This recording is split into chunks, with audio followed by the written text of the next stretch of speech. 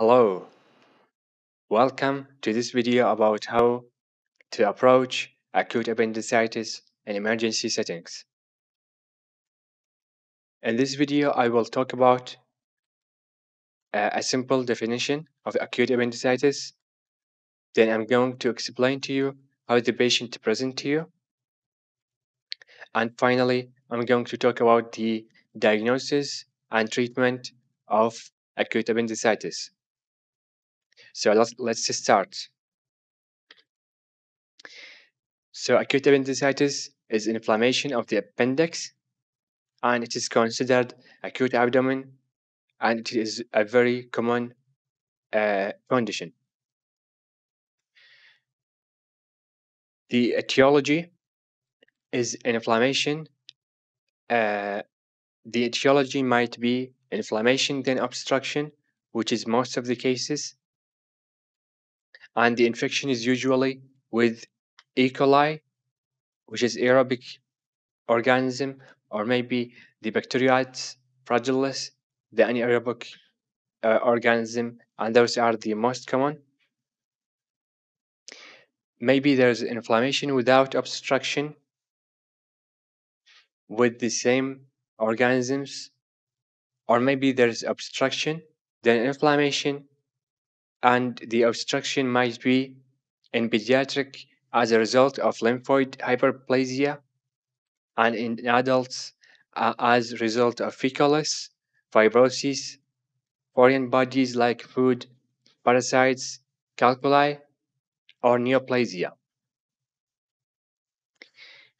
The pathophysiology is that the luminal obstruction leads to bacterial overgrowth and inflammation and continued mucus secretion and exudation, which leads to increased intraluminal pressure and referred visceral pain in the periumbilical region.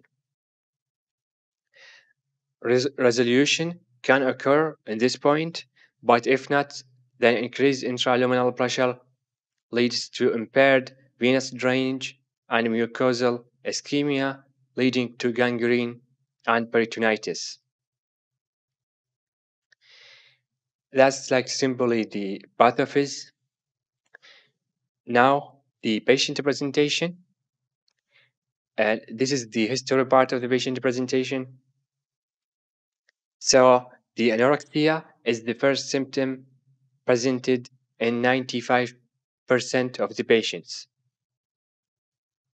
And there might be, and then the anorexia is the first symptom, then there are going to be a visceral somatic pain sequence, which is poorly localized abdominal pain that shifts to the right iliac fossa after 4 to 6 hours. And there might be vomiting once or twice and nausea. And there might be low-grade pyrexia, 37.2 to 37.7 Celsius, starting after 6 hours of the onset of the abdominal pain. And I want you to make sure that in adult females, you want to make sure that you put on your differential diagnoses the ovarian torsion and the cyst and the ectopic pregnancy and the pelvic inflammatory disease. Now, I won't talk about a lot of stuff, a lot of differential diagnoses in this lecture, but I'm going to have the acute abdomen lecture, which I'm going to explain to you the differential diagnoses of each type of pain. So patient presentation, this is the examination part, and there is mostly localized abdominal tenderness, especially in the McBurney's point, which is 2/3 the distance between umbilicus and the anterior superior iliac spine. And that's if you start counting from the umbilicus, it is 2/3 the distance. And there is muscle guarding, that's if the peritonitis is present, and the rebound tenderness is present usually. The pointing sign is that the patient is pointing from where the pain started and where the pain goes, move to. Uh, that's you ask the patient and he will point to you the pain. And if the patient point that the pain started in the periumbilical region and moved to the right iliac fossa, then the sign is positive.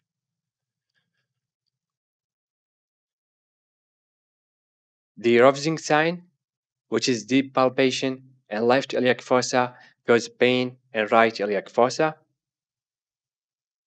Uh, the Sawa sign, the patient is going to lie on their left side and examiner extends their right thigh, and if patient feel pain, then sign is positive and indicate an inflamed retrocecal appendix. So this is the retrocecal appendix is an anatomy variation of the appendix location, and it is usually lying on the psoas muscle. So when the patient contract their psoas muscle, they're going to be pain, and the sign is positive if there's pain.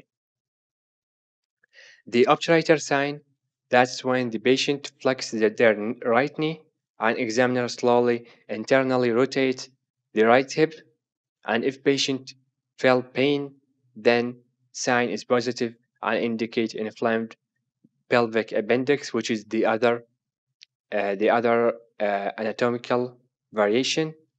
The pelvic and the retrocecal appendix are the most commonly anatomical variations in location, but there is more. Yeah, so that's regarding examination. Now, the history and examination might be different in some patients, like the pregnant females. The diagnosis is usually difficult and delayed because early features may be attributed to pregnancy, and upward displacement of the cecum will change the pain location to right upper quadrant. So you're going to be confused if the patient is female. Uh, and the treatment is mostly operative as perforation carries high maternal and fetal mortality. In children less than 3 years of age, it is rare but carries high morbidity and mortality because patient can't give you history and diagnosis to be delayed because of this, and there's diffuse peritonitis develop rapidly because of the underdeveloped greater omentum. Regarding elderly people, there's higher mortality rate because the lax abdominal wall or obesity lead to delayed diagnosis of generalized peritonitis, and the atrophied omentum lead to high risk of generalized peritonitis.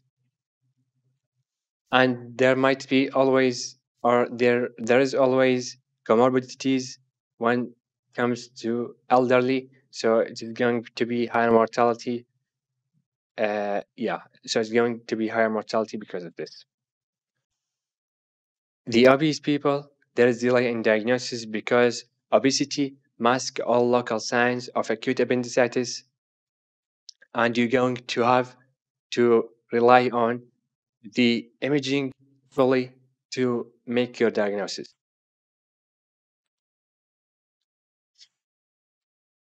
Now, to diagnose appendicitis, this is essentially clinical. You diagnose the patient from the history and examination, but you want maybe to send the patient for some laboratory studies like complete blood count, and you're going to find elevation of white blood count. You want to send the patient for urinalysis to exclude urinary differential diagnoses, and the pregnancy test to exclude pregnancy and ectopic pregnancy in females with childbearing age. And imaging will show inflammation of appendix. This is to confirm your diagnosis. And there's three types: the ultrasound, which has no radiation, and it is more available and hard to use if in patients with peritonitis because of the muscle guarding, make it harder for the ultrasound probe to identify the appendix margins. The MRI has no radiation and it is expensive and useful for pregnant women and pediatric patients. The CT scan have high radiation, but it is more specific than the ultrasound. If the findings are classic in history and examination, there is no need for imaging.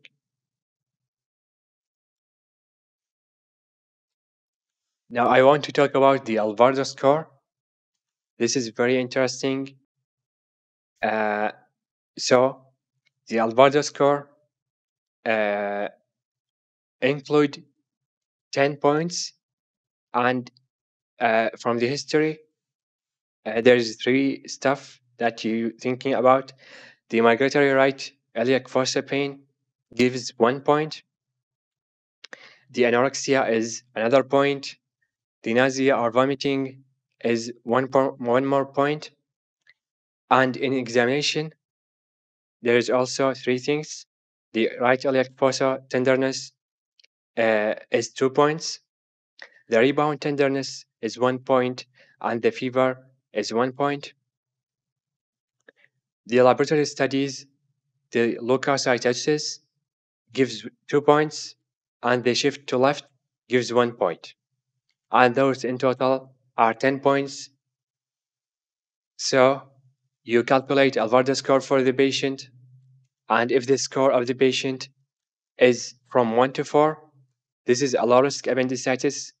You want to check your differential diagnosis or send the patient for imaging. For score of 5 to 6, this is an equivocal case. You send for imaging to confirm diagnosis. But if it is 7 and more, this is strongly predictive for acute appendicitis, and there is mostly no need for imaging in these patients.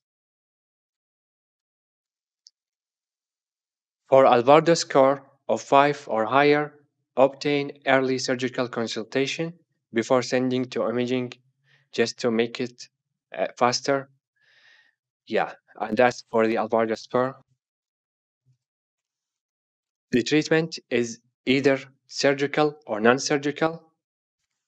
The surgical treatment, that is what mostly used in most hospitals because of the recurrency that you can't use the non-surgical treatment.